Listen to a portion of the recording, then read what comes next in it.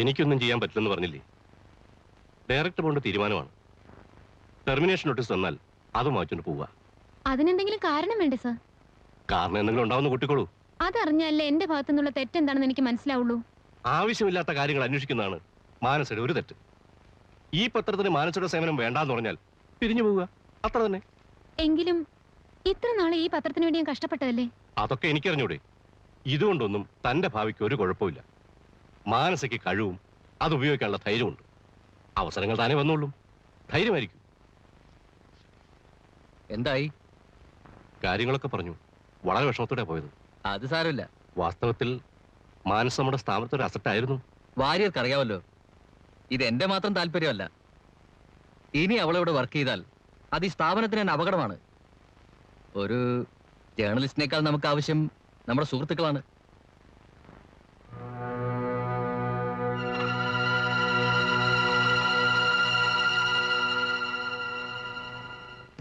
അങ്ങനെ ബെൻ നരേന്ദ്രനെ പരോളിലിറക്കി തന്റെ ജോലി പോയി കിട്ടി അല്ലേ?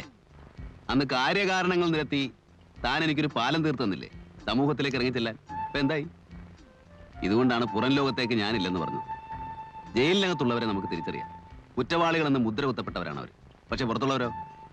ചിരിച്ച മുഖവുമായി വന്ന് പിന്നിൽ നിന്ന് കുത്തുന്ന ക്രിമിനൽസ് ആരാണെന്ന് നമുക്ക് തിരിച്ചറിയാൻ കഴിയില്ല. ഏതായാലും ഒരു കണക്കിന് ഞാൻ രക്ഷപ്പെട്ടു. ഇനി ഇന്റർവ്യൂ ഫീച്ചർ എന്നൊക്കെ പറഞ്ഞ് താൻ എന്നെ ശല്യം ചെയ്യില്ല. അങ്ങനെ രക്ഷപ്പെട്ടു എന്ന് കരുതണ്ട. ഈ നാട്ടിൽ വേറെയും പ്രസിദ്ധീകരണങ്ങളുണ്ട്. ഒരുവിധം നന്നായി 4 അക്ഷരം കൂട്ടി എഴുതാനാവോ എന്നുള്ള അഹങ്കാരമുണ്ട്. ഇതൊക്കെ ആർക്ക് വേണ്ടിയാണ്? ഫീച്ചർ എഴുതി പേരെടുക്കാൻ ഉദ്ദേശമെങ്കിൽ നമ്മുടെ നാട്ടിലെ ചില വാരികളെയും മാസികളെയും മാതൃകയാക്കുന്നതാണ് നല്ലത്. ആത്മഹത്യ, കത്തിക്കുത്ത്, ഒളിച്ചോട്ടം, അങ്ങനെ എന്തെല്ലാം കാര്യങ്ങൾ. എന്നെ പോലെ ഒരാളെ പറ്റി അറിയാൻ ആർക്കാ താല്പര്യം? താല്പര്യമുള്ളതുകൊണ്ടാണല്ലോ നമ്മൾ ഇവിടം വരെ എത്തിയത്. അപ്പൊ എന്നെ വിടാൻ ഉദ്ദേശമില്ല. ശരിക്കും ഞാനൊരു ശല്യമായി തോന്നുന്നുണ്ടോ?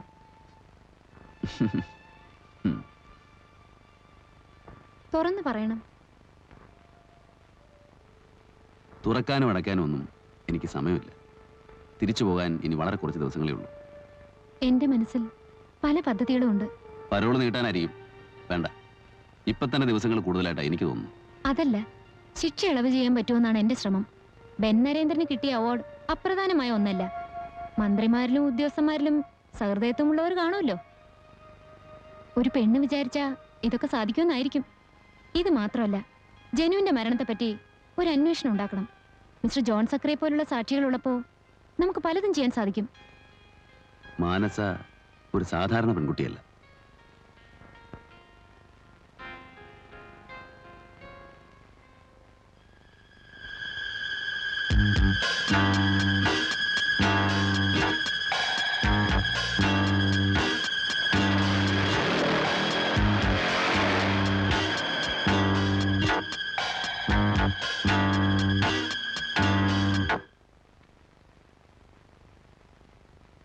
പുസ്തകത്തിന്റെ റോയൽറ്റി ബാക്കി വരാനുണ്ടായിരുന്നതാ. ഇതോടെ ഈ എഡിഷന്റെ പൂർത്തിയായി. അടുത്ത എഡിഷൻ പ്രിന്റിംഗ് തുടങ്ങാത്രേ. ഞാൻ പറയുന്നത് താനൊന്ന് സീരിയസ് ആയിട്ട് എടുക്കണം. ജയിലിൽ നിന്ന് ഇറങ്ങുന്നതിന് മുമ്പ് എഴുതാവുന്നിടത്തോളം എഴുതുക. പുസ്തകാക്ക് പുറത്തിറങ്ങുമ്പോഴേക്കും നല്ലൊരു തുക ബാങ്ക് ബാലൻസ് കാണും. വക്കീലിന് വേറൊന്നും പറയാനില്ലേ? എന്നാ വേണ്ട. അപ്പൊ ഈ കാശ് എന്ത് ചെയ്യണം? ബാങ്കിലിടണോ അതോ ഡ്രസ്സുകൾ എന്തെങ്കിലും വാങ്ങിക്കണം? ചികിത്സയ്ക്കും മരുന്നിനൊക്കെ നിവൃത്തിയില്ലാത്തവരെ പറ്റി പത്രത്തിൽ എഴുതിയാല് വല്ല പ്രയോജനം ഉണ്ടാവുമോ? ശരിക്കും വഴിമുട്ടിപ്പോയി. അതുകൊണ്ടാ.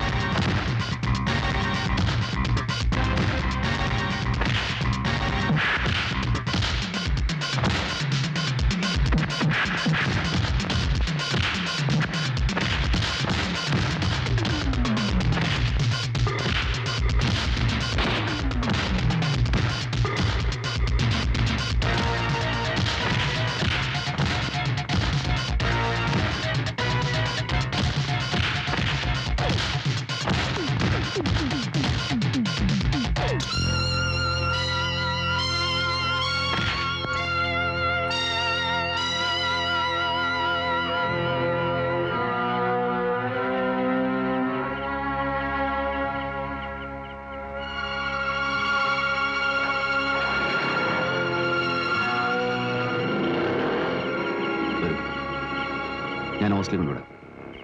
മാനസ് ഒറ്റയ്ക്ക് നീ എങ്ങും പോകണ്ട. അപകട മരണങ്ങൾക്ക് വാർത്താ പ്രാധാന്യം കുറവാണ്.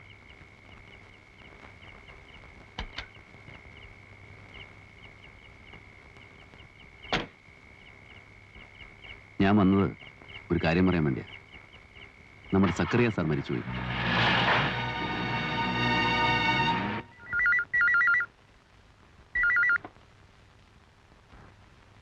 Hello, yes, advocate P S Nenmara here. അതെ, എൻ്റെ കൂടെയാണ് താമസിക്കുന്നത്. എൻ്റെ കൂടെ ആര് താമസിക്കണം ആര് താമസിക്കരുതെന്ന് തീരുമാനിക്കേണ്ടത് ഞാനാണ്. പേടിപ്പിക്കാൻ നോക്കരുത്. Shut up. ആരാ വിളിച്ചത്? ഭീഷണിയാണല്ലേ? ഹേയ്, എനിക്കറിയാം. ഞാനിവിടെ താമസിക്കുന്നുണ്ട് വക്കീലിനാ ബുദ്ധിമുട്ട്. എന്ത് ബുദ്ധിമുട്ട്? അതൊക്കെ അങ്ങനെ കിടക്കും. ഞാൻ ആലോചിക്കായിരുന്നു. ഒന്നും ആലോചിക്കണ്ട. അതല്ല വക്കീലെ, ഏതായാലും ഇനി പരോള് തീരാൻ അധികം നാളില്ല. ഇനിയുള്ള ദിവസങ്ങൾ വല്ല ഹോട്ടലിലോ മറ്റോ. എന്തിന്? ഇപ്പൊ ഈ ഫോൺ വന്നതുകൊണ്ടാണോ? പേര് പറയാതെ ഫോൺ ചെയ്യുന്നവരും ഊമക്കത്തുകൾ അയക്കുന്നവരും ഒക്കെ ഭീരുക്കളാണ്.